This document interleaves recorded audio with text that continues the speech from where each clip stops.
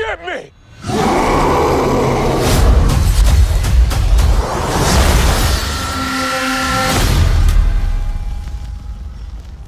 Valentine's Day was a sweet one this year as Captain America Brave New World released in theaters today, and I'm about to give my review and immediate thoughts on it.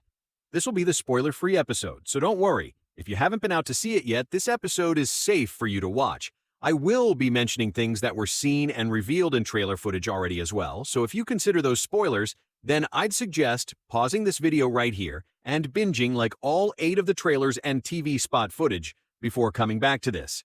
You've been warned. Also, you guys obviously noticed that I'm using an AI narrator for this video, as I wasn't able to record this one myself due to scheduling conflicts. And this is the first time I've ever used AI narration on the channel. So if you guys like this style of video, let me know, and I'll implement AI into more videos in the future if scheduling requires it. Okay, let's dive in!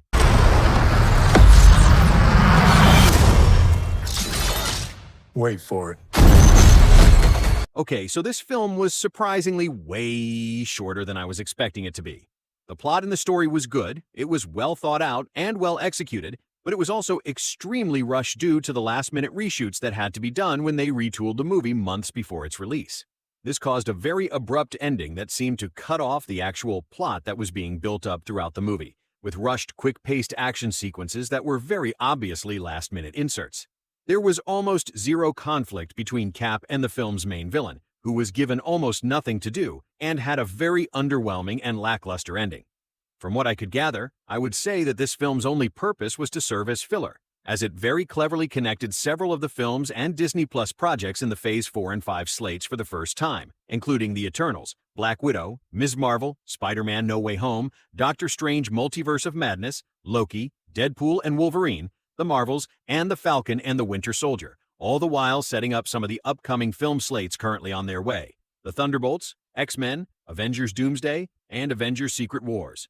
Without giving out spoilers, I'll explain how all these films are connected and set up in the movie, and then I'll dive even deeper into them in the spoiler episode when I put that up next. So don't worry, everything will be fully explained in time. So this movie is basically a sequel to The Incredible Hulk, the 2008 film that was helmed under Universal in a deal with Marvel and long since confirmed as MCU canon, despite the fact that the film's 2 main characters have now been recast in the MCU, with Mark Ruffalo taking over the role of Bruce Banner from Edward Norton, and Harrison Ford taking over the role of Thaddeus Thunderbolt Ross from the late William Hurt, who sadly passed away in 2022 after playing the character in several MCU films after 2008. This movie's opening sequence recaps Hulk and Abomination's battle royale in the final act of The Incredible Hulk, and includes an update on Samuel Stearns, with Tim Blake Nelson returning to the role, now fully evolved into his comics villain, the Leader, finally paying off a 17-year setup after the Abomination attack left him with a head injury that would become contaminated by Banner's gamma-irradiated blood.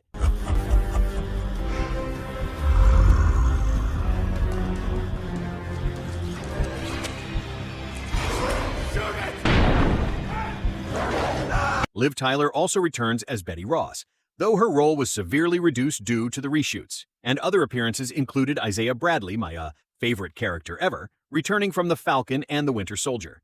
Without spoiling, it's also revealed that a Black Widow is stationed in the White House, working under President Ross as his head of security.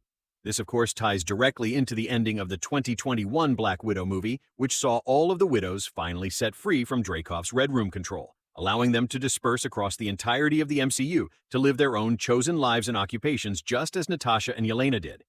There have been several sightings of widows in MCU projects since then. In Shang-Chi, you can spot one in Macau Cage fighting at the Golden Daggers Club. And in Hawkeye's Disney Plus series, a widow is revealed to have settled down with a family, a husband, and an adopted daughter. Continuing to avoid spoilers, there's also a major cameo that sets up the upcoming release of the Thunderbolts, with the reveal that a key member of the team has acquired a surprising status update that will most likely play into the plot of the upcoming film. Cameos aside, what might have been the biggest reveal in the movie was the announcement of, wait for it, Celestial Island. The official government issued designation of the location of Tiamut, the frozen celestial that's been sticking halfway out of the ground since 2021, when the Eternals halted his emergence and basically put the guy on airplane mode at the end of the film, and he was never seen again in the MCU, because Kevin Feige just didn't know what to do with him up to this point, despite fan inquiries. Well, this movie finally addresses that celestial elephant in the room in the most genius way possible by not only actually making a worldwide acknowledgement of his existence, but by giving him an essential use in the MCU's future. So spoiler warning, if you've avoided trailer footage up to now, but one of the center points of this movie's plot is the unveiling of a brand new metallic alloy that's even stronger than vibranium, the world's newest, most versatile metal, adamantium. Mined and refined from the metal of Tiamut's celestial armored shell and distributed worldwide by President Ross to be used as a new resource. And yup, all the comic fans in the crowd already know that one of the organizations that are about to get their hands on this metal is the Weapons Plus facility, headed by General William Stryker, who will use the metal to run Project Weapon X on world-famous guinea pig James Logan Howlett. Meaning yes, our 616 Wolverine is officially on his way. And yeah, I guess this decanonizes the existential Wolverine evidence that was spotted in She-Hulk's Disney Plus series when a news article mentioned a man with metal claws in a bar brawl, which itself was a call-out to the first time Jackman popped his claws in Fox's 2000 X-Men film. So I guess this was just Feige giving Jackman his flowers, and keeping in mind She-Hulk might not be the best source when discussing canon events, since the series' main character is known for breaking the fourth wall as she does when she literally leaped out of her show to discuss its plot with Kevin Feige, a conversation in which the X-Men's MCU debut was brought up. Oh, and when are we getting the X-Men? I cannot tell you that. Yep, and it looks like the time has come, as just this month, the studio announced the start of its casting for the X-Men's MCU reboot. So the Rise of the Mutant saga is officially on its way. And this will, of course, lead to the outing of the one mutant who already exists in the MCU right now, Ms. Marvel. Okay, before we get to the post-credits scene, there are a few more things that I have to discuss before the end of this episode, starting with Anthony Mackie's wardrobe in this movie, which I hated. Adding in the fact that his comic-accurate white suit was only used for like 10 minutes in the movie and was re-edited to no longer have the cowl after he wore it in The Falcon and The Winter Soldier. This was apparently a decision made by Mackie himself, who hated the cowl, saying it was uncomfortable and difficult to work in. Did they take away your white half helmet? Because I told them that I was never wearing that shit again, dude. That was hard. It was, with the heat, the sweat, the fogged up glasses, it was impossible. It was called a cowl. It was my worst nightmare. Yeah. You can't do anything. Actually, Chris Evans made similar complaints about his cowl in the 2012 Avengers movie, adding that it gave him migraines to the point where he had to stop wearing it for the rest of the movie. This is why they would swap out the cowl for a helmet for later movies, and when they bought it back in Endgame, they CGI'd it, so Evans wouldn't have to physically wear it. Two very viable options that they didn't even bother to do for Mackie, as they just downgraded him back to the same goggles and half-sleeves look he used on his Falcon suit. So this movie made it difficult for me to convince myself I was watching Captain America, and not just Falcon with an unlocked bonus skin. After all, the whole point of the white suit in the comics is to differentiate Sam's Cap from Steve Rogers, because as Ross quite literally says in this movie, You're not Steve Rogers. You're right. I'm not. Speaking of Ross, a standing ovation is in order for Harrison Ford's acting in this movie, and Red Hulk was absolutely amazing. His CGI was borderline perfect, and he was a straight-up beast for the entirety of his screen time. The presence of an actual Hulk in the MCU after so long was a breath of fresh air that was very much needed. The only complaints I'd give is the fact that his eyes weren't yellow like they are in the comics, and I would have liked more displays of his fire powers, but we have to remember that the movie went through reshoots, so his character was also reworked and condensed in the final cut of the film. I'm definitely looking forward to seeing his return in later films. Okay, now for this movie's crazy post-credit scene. So, without spoiling, it does set up Avengers Doomsday in a very big way with the reveal that someone has knowledge of the coming threat of incursions that will play out in Doomsday.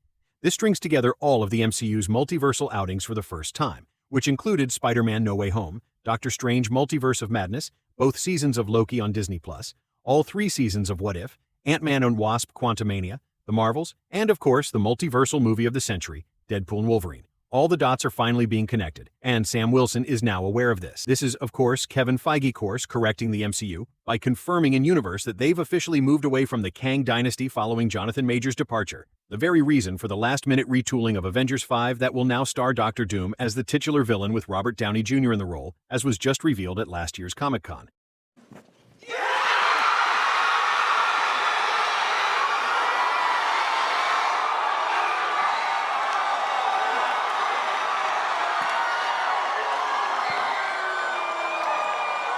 New mask.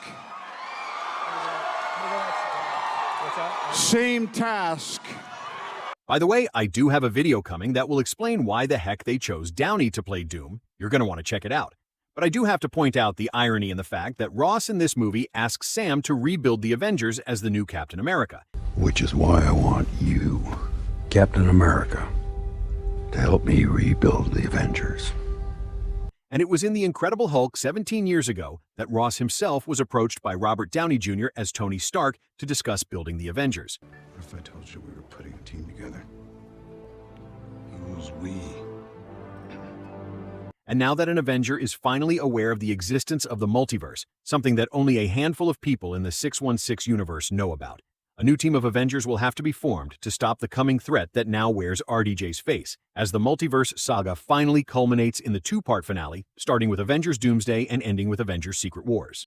Captain America Brave New World scores a rating of 7 out of 10 on the Megameter, and the full in-depth breakdown will give more insight into my rating when that video drops after this, so keep on the lookout for it.